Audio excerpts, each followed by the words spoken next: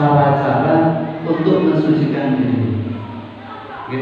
Nanti derajat paling tinggi ketika hati kita sudah suci, Bapak Ibu, sudah bersih. Oke. Derajat paling tinggi tanda-tandanya adalah napa? Ihsan. Anta budallah ka'anna taraf fa illam takun taraf fa innahu ya. Jadi derajat tertinggi kalau hati kita sudah bersih, jiwa kita sudah bersih, itu adalah ketika kita merasa Allah itu senantiasa mengawasi kita.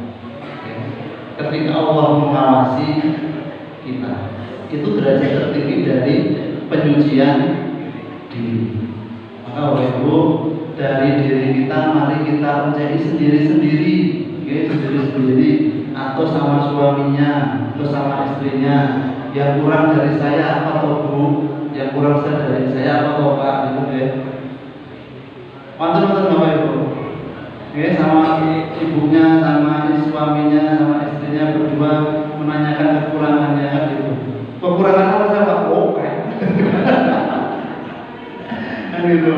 Maka kita lanjut Bapak Ibu, qad aflaha man zakkaha. Kemudian waqad khaba man dassaha. Kita diperintahkan untuk mensucikan diri, tapi kita dilarang untuk mengotorinya. Waqad khaba man dassaha. Dan rugilah orang yang mengotorinya. Katakan rugi artinya ini larangan. Kita diperintahkan untuk mensucikan diri. Semua yang disyariatkan Allah itu kita jalankan, artinya kita baru menuju menyucikan diri. Dan insya Allah semua kegiatan yang ada di masjid ini adalah dalam rangka kita sama-sama mensucikan diri kita. Dalam rangka mensucikan diri kita. Baik dari kajian, baik dari semua kegiatannya adalah dalam rangka membersihkan diri. Maka jangan sampai sarana pembersihan diri ini justru memunculkan hal yang mengotori diri kita. Waqad khaba man dassaha. Dan rugilah orang yang mengotori dirinya. Kata-kata dassaha Bapak Ibu, ini ada beberapa pengertian. Yang pertama adalah dari az-zujaj, dassaha diartikan menjadikan lemah, hina dan rendah. Kalau kita mengotori diri kita dengan berbohong, mengotori diri kita dengan hasad, mengotori diri kita dengan ujub, mengotori diri kita dengan sum'ah, artinya kita menempatkan diri kita di tempat yang lemah, di tempat yang hina, di tempat yang rendah. Panjenengan punya teman sehingga ini ngapusi, sehingga ini hasad, sehingga ini adu domba. Dengan teman-teman artinya dari manusia akan menjauhi. Dari satu orang akan menjauhi, dua orang menjauhi, tiga orang menjauhi. Artinya menempatkan dirinya di tempat yang hina, lemah. Ketika dia meminta tolong, itu pun juga orang enggan untuk menolong. Itu dikisahkan dalam kisah Mutola'ah itu seorang penggembala kambing di padang rumput. Dia itu berteriak minta tolong ada serigala, tolong ada serigala. Yang tujuannya itu ingin menertawakan penduduk sekitar. Dia menggembala kambing dengan tujuan ingin menertawakan penduduk sekitar, pengen gojeki gitu deh. Tolong ada serigala, satu kampung keluar. Buat enten si penggembala hanya tertawa karena sudah berhasil ngapusi nama penduduk kampung. Kalau bahasa sekarang ngeprank kan gitu, ngeprank. Nah, hari kedua itu diulangi lagi.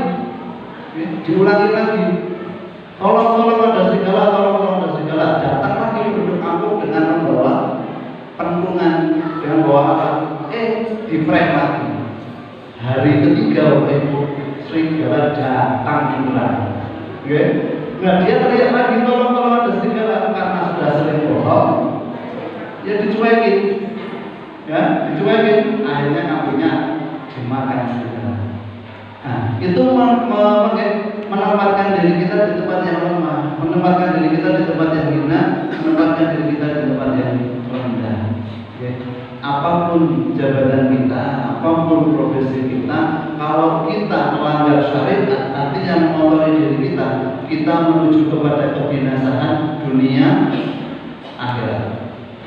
Kemudian dari Qutaibah mengatakan dasaha adalah menenggelamkannya ke dalam dosa dan maksiat. Qad aflaha man zakkaha wa qad khaba man dassaha. Dasaha di sini diartikan menenggelamkan dalam kemaksiatan. Berarti kalian sudah akan menemui kerugian. Yang mensucikan beruntung, yang mengotori akan rugi. Maka pertanyaan berikutnya Bapak Ibu, panjenengan disuruh di akhirat pengen diberikan rapot catatan amalnya dengan tangan kiri atau dengan tangan kanan? Dengan tangan kanan tapi dengan tangan kanan. Nah, dengan tangan kanan itu kapan panjenengan mulai mencatatkan amal itu di kitab amal kita? Kapan Bapak Ibu? Saat ini ketika kita di dunia. Kita mau rugi, itu yang mengotori diri. Kalau mengotori diri ini banyak apa namanya? Sponsornya. Banyak sponsornya. Contohnya Bapak Ibu, spanduk-spanduk yang panjenengan lihat di sepanjang jalan itu berapa yang dakwah, berapa yang promosi kemaksiatan? Banyak yang dakwah atau kemaksiatan? Kemaksiatan apa? Oke, di antaranya iklan rokok, kemudian yang bukan itu badannya besar itu. Nah, kadang kita itu tidaknya ini. Kalau di situ pasang spanduk itu, maka spanduknya dakwah juga harus ada. Gitu. Maka kalau Pak siapa itu? Di Alfamart itu sendiri? Pak Kusnadi, Alfamart buka 24 jam. Tapi masjid nggak ada yang buka 24 jam gitu. Jadi nggak ada yang punya ini. Maka banyak yang mengotori atau yang mensucikan. Mengotori gitu. Maka Bapak Ibu mari yang jasa hari ini banyak pendukungnya, tapi yang zakat ini sedikit. Maka kita harus menjadi orang yang sedikit. Karena Bapak Ibu,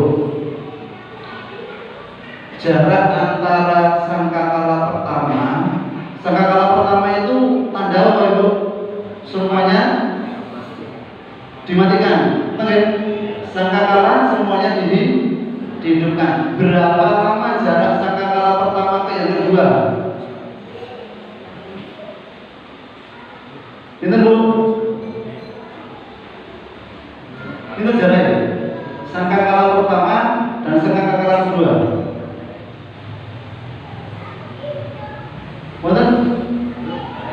Nah, itu sama lamanya dengan Allah menurunkan Dajjal di tengah-tengah manusia. Berapa lama? 40. Nah, tahun sama. Sangkakala pertama ke yang kedua itu 40. Tapi saya tidak bisa memastikan entah itu 40 hari atau 40 bulan atau 40 tahun. Oke? Kalau 40 hari dari keterangan ada Mas. Kalau ini dapat 40 hari mau saya dapat ilmu baru. Karena di hadis itu tidak dikatakan hari, tahun atau bulannya. 40 cuma arba'una. Sama sangkakala pertama dan kedua itu 40. Entah itu hari, entah itu bulan, entah itu tahun. Tapi kalau panjenengan ada yang tahu, nanti kita bisa belajar bersama. Karena sampai saat ini saya belum menemukan. Kalau ada keterangan, keterangan saja itu 40 tahun. Hanya satu sumber, belum ada sumber yang lain. Oke, maka 40 itu tidak ada keterangannya di hadis Rasul itu tidak ada hari, bulan dan tahunnya. Yang penting 40. Itu kan. Siapa Bapak Ibu yang ingin menemui hari kiamat? Jangan sampai berdoa ya Allah temukan aku dengan hari kiamat, karena hari kiamat yang masih hidup menemui hari kiamat adalah orang-orang yang rusak. Tidak ada orang baik ketika hari kiamat itu. Orang baik sudah Allah matikan sebelum terjadi hari kiamat. Dengan hembusan angin yang sepoi-sepoi, yang baik-baik itu sudah diwafatkan oleh Allah. Ya, yang tertinggal itu apa itu? Orang-orang yang maksiat pol-polan. Ya, maka dikatakan dalam keterangan itu, orang yang ngomong mendengar sangkakala. Orang yang pertama ngomong mendengar sangkakala itu, dia baru menyodori utang. Dan tanda-tanda hari kiamat itu, ketika ada seorang yang lewat kuburan, dia ingin dimatikan. Andai aku yang ada di dalam kuburan itu tanda-tandanya hari kiamat. Jadi kalau dengan lewat kuburan, gandeng mikir ruwet, ya Allah matikan aku, itu berarti dengan salah satu tanda hari kiamat, kan gitu. Karena hari kiamat itu akan terjadi kerusakan itu sudah tidak terbendung lagi. Maka kenapa orang hari kiamat itu menginginkan mati? Karena beban hidup yang sudah sungguh luar biasa. Bukan materi loh. Di akhir zaman hari kiamat itu banyak maksiat tapi dimudahkan dalam mencari rezeki. Boleh duit itu gampang. Ini maksiatnya banyak. Ini hari kiamat. Tapi orang ingin dimatikan. Kenapa? Ya mungkin dia punya suaminya orang yang diatur, dia punya istrinya juga sudah tidak bisa diatur. Dia lihat kemana-mana kemaksiatan, punya masyarakat juga yang rusak, masyarakat yang semuanya ini membawa kepada neraka, sehingga orang itu ingin dimatikan. Maka beban kita saat ini di lingkungan yang alhamdulillah masih baik. Punya saudara juga masih mengingatkan, punya teman juga masih mengatur kebaikan, punya suami masih mudah dinasihati, punya istri yang masih mudah dinasihati.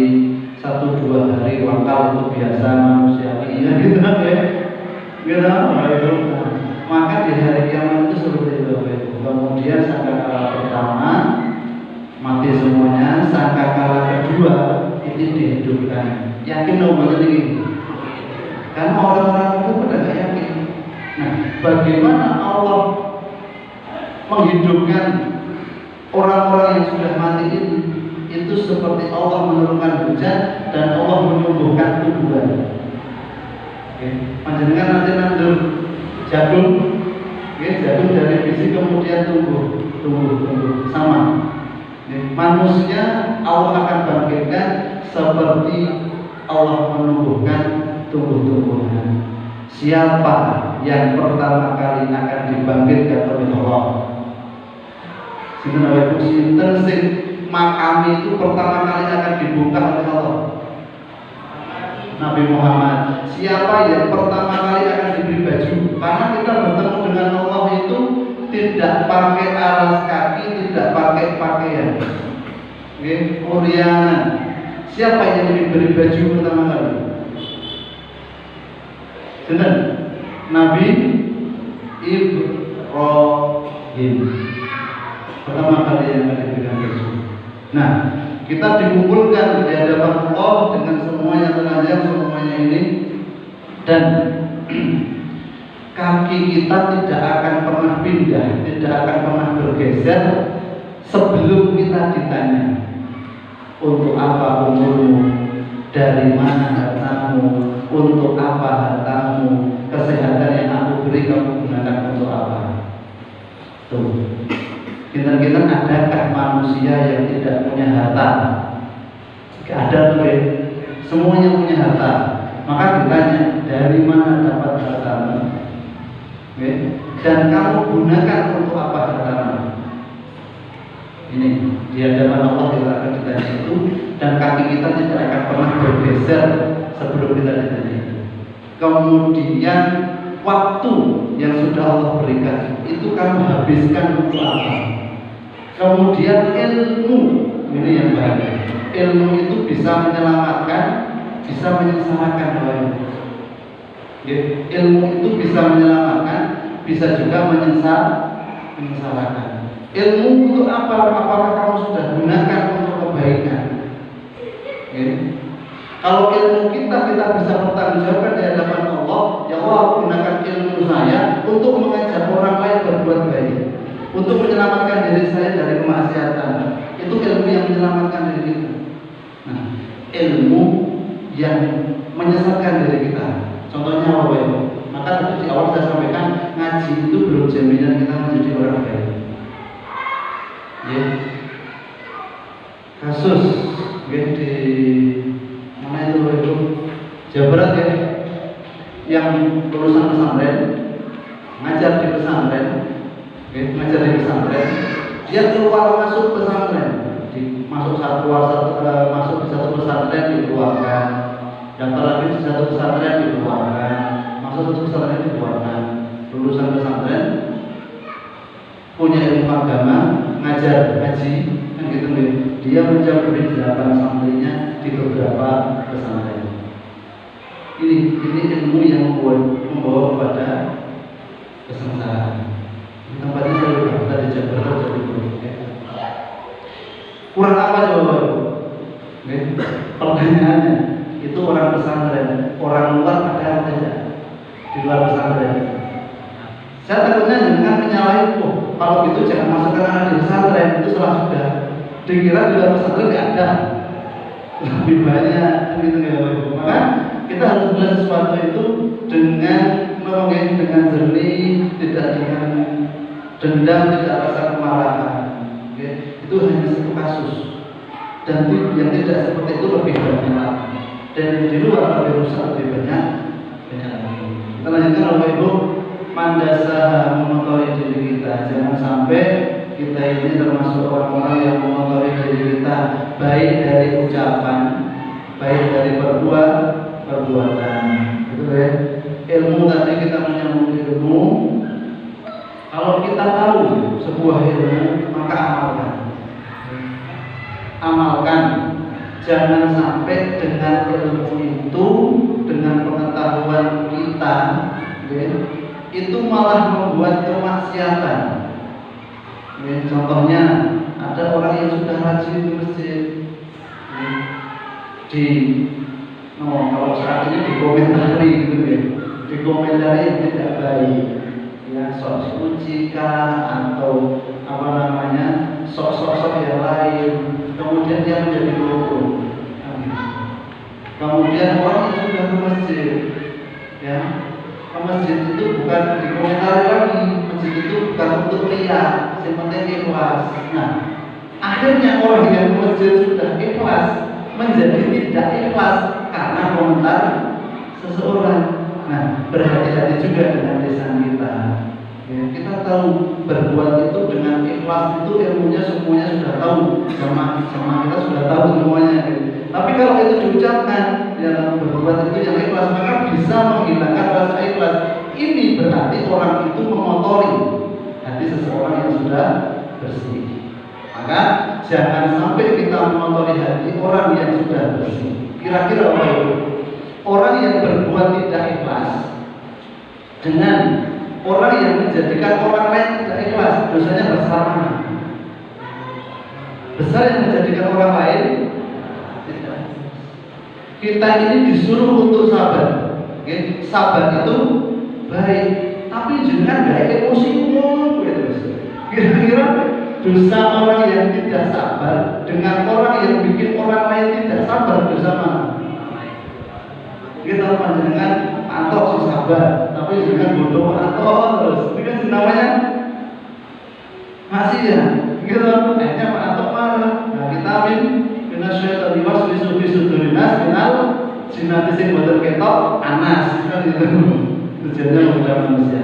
Maka Bapak Ibu rahimahumullah, dari dosa dan sesuatu yang mengotori kita bersihkan. Kita bersihkan dari hal-hal yang mengotori.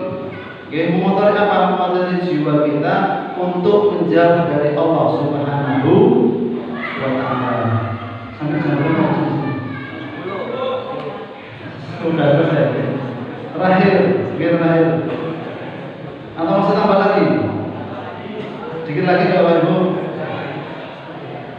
tazkiyatun nafs ini yang kita kaitkan kepada Allah. Jadi kalau tadi kan dengan diri kita berusaha mensucikan diri kita. Ini yang berkaitan dengan Allah. A'udzubillahi minasyaitonirrajim. Wa la yukallimuhumullahu yawmal qiyamati wa la yuzakkihim wa lahum 'adzabun alim. Yang pertama, yang kedua di surah An-Nisa ayat 29, balillahu yuzakki may yasha. Dua ayat ini tadi kita disuruh untuk membersihkan diri. Oke. Yang kedua, kita dilarang untuk merasa suci. Karena apa? Yang berhak menjadikan manusia suci itu adalah Allah.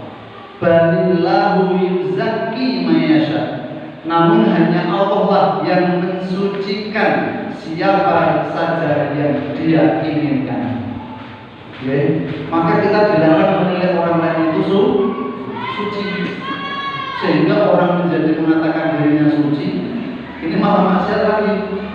Maka diri kita tugasnya adalah mensucikan diri dengan harapan besok Allah mensucikan kita. Balillah yuzakki may yasha wa la yuzakkihim wa lahum 'adzabun alim. Oke. Sekarang pertanyaannya, bagaimana Allah mensucikan kita? Yang pertama adalah balillah yuzakki may yasha, Allah mensucikan siapa yang dikehendaki. Yang kedua, wala yuzakkihim, juga tidak akan mensucikan mereka. Wala yuzakkihim, okay? Walahum 'adzabun alim, bagi mereka azab yang pedih. Kalau Allah mensucikan kita, kita tempatnya di surga.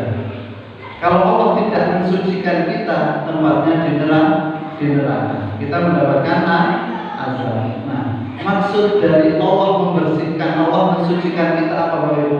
Allah mengampuni dosa-dosa kita. Okay. Ini kalau kalimat yuzakki, zakat. Kalau Allah tidak mensucikan kita, artinya dosa-dosa kita tidak diampuni oleh Allah. Tempat kita di neraka. Kalau kita disucikan Allah, artinya dosa-dosa kita diampuni. Kalau kita disucikan Allah, ingin dosa-dosa kita diampuni oleh Allah, di dunia taat atau maksiat?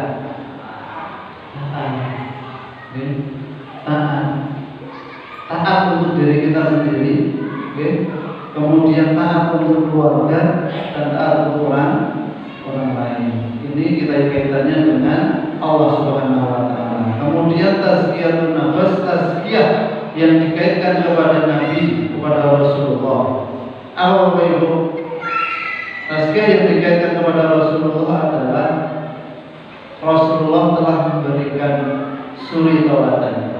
Rasulullah telah membawa risalah Islam. Ini adalah petunjuk dalam rangka mensucikan diri. Maka kita harus mengikuti petunjuk Rasulullah agar kita bisa mengikuti dalam hal penyucian diri kita.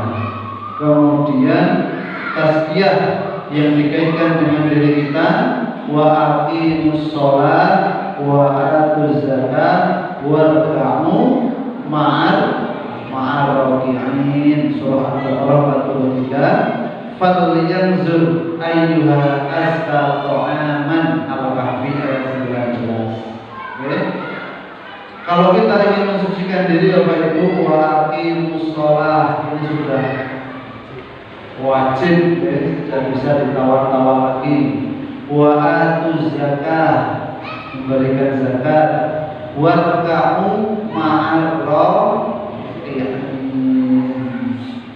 Warka'u ma'ar raki'in. Ini juga sholat yang diharapkan kita bisa berjamaah. Warka'u ma'ar raki'in. Kemudian falyanzur ayyuha azka ta'aman, maka perhatikan siapa yang paling suci makanannya. Bapak Ibu, hati-hati dengan makanan. Ini termasuk mensucikan diri kita. Tidak yang penting enak, kita sikat saja. Tapi kita harus perhatikan baik dan halalnya. Oke, kebaikan halalan. Yang terakhir atas dia yang disebut di dalam Al-Quran sebagai pernyataan penyucian. Alam tara ilal ladzina yuzakkuna anfusahum balillahu yuzakki man yasha. Surah Nisa. Kemudian An-Najm, fala tuzakku anfusakum huwa a'lamu bimanit taqwa. Maka janganlah kamu menganggap dirimu suci. Dia mengetahui siapa saja yang bertakwa. Maka oleh itu tazkiyatun nafs ini sangat dekat sekali dengan takwa. Takwa itu menjalankan perintah dan meninggalkan larangan, yang mana ini cita-cita seorang yang melaksanakan puasa. Tadi itu kita harapkan dari tazkiyatun nafs adalah terakhir adalah kita sudah diawasi oleh Allah Subhanahu wa Ta'ala. Ketika kita merasa diawasi, maka kita akan hati. Maka waktu itu mari kita bersihkan diri kita dari bangkai yang disukai lalat, dari daging yang disukai anjing atau kucing, dari perbuatan yang disukai setan. Sekuat apapun kita beribadah, tapi kok masih mempunyai perbuatan yang disukai setan, ya setannya akan balik lagi. Sekuat apapun kita beribadah, maka masih banyak keinginan untuk berbuat maksiat. Maka keinginan ini tidak bisa kita hilangkan, bisanya kita minimalisir dengan memperbanyak ketaatan. Maka perbanyak ketaatan kepada Allah Subhanahu wa Ta'ala. Tutur katanya, sikapnya, kemudian ibadahnya, apalagi ibadah-ibadah yang makhluk diutamakan. Kemudian hubungan antara manusia kepada Allah dan hubungan manusia kepada manusia. Kita di dunia ini kita hidup lama atau sebentar. Kalau dibandingkan dibagi hidup kita di akhirat, kita hidup itu hanya sekitar, kalau diukur 60 sampai 70 ya, itu sekitar 1,5 jam saja. 1,5 jam saja kita hidup di dunia ini. Kalau hanya sebentar, kita ngampet dulu, kuat ngomong. Ya ada yang kuat, ada yang tidak, tergantung suci atau kotor. Yang suci Allah berikan keuntungan, diberikan kitabnya dengan tangan kanan. Yang kotor Allah berikan neraka dan di dunia terhina. Terakhir apa yang berubah? Ingat itu apa tadi setelah manusia dikumpulkan di hadapan Allah itu, Allah itu meminta siapa sih orang-orang yang utusan ke neraka. Dari 1.000 orang itu berapa yang masuk surga? Dalam hadis yang panjang itu, dari 1.000 orang yang masuk surga berapa? 1. Kakak kita jamaah al-manal ini kurang lebih 400 orang. Berarti untuk 1.000 itu masih kurang 600. Sentono ada nggak 600? Jadi jamaah al-manal ditambah Sentono misalnya 1.000, itu saya masuk surga musisi. Dari 1.000 yang masuk surga 1. Nanti kalau mau mendengarkan saya buat di sini. Dari 1.000 yang masuk surga, maka panjenengan masuk di 999. Maka kita mulai tazkiyatun. Maka mulai dulu yang sudah